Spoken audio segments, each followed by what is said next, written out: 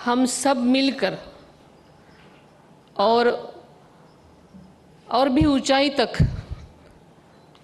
हम सब लेके जाएंगे।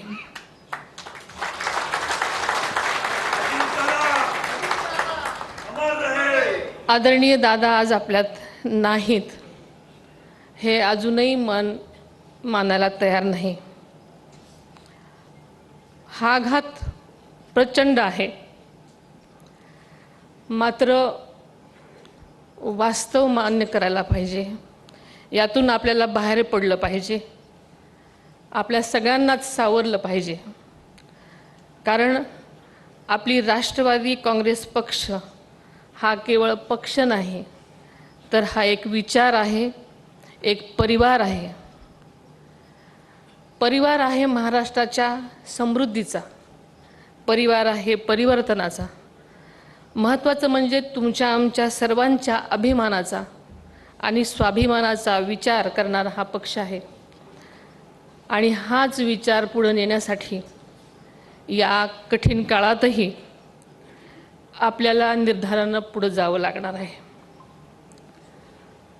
मला आणि आपल्याला सगळ्यांनाच माहिती आहे, दादांची जागा ती पोकळी कुणीच भरून काढू शकणार नाही, हे त्रिवार सत्य आहे।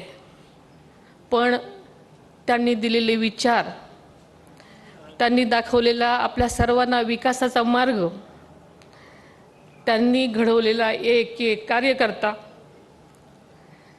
त्यांची जिद्द, त्यांची शिस्त हीच खरी राष्ट्रवादीची ताकद आहे।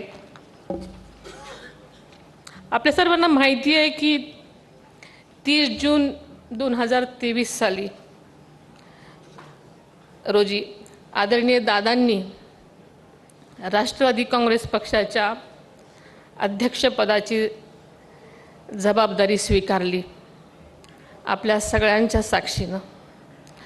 आदरणीय दादांनी राष्ट्रीय अध्यक्षपदाचा साधारणपणे 2.5 वर्षाचाच कालावधी मिळाला।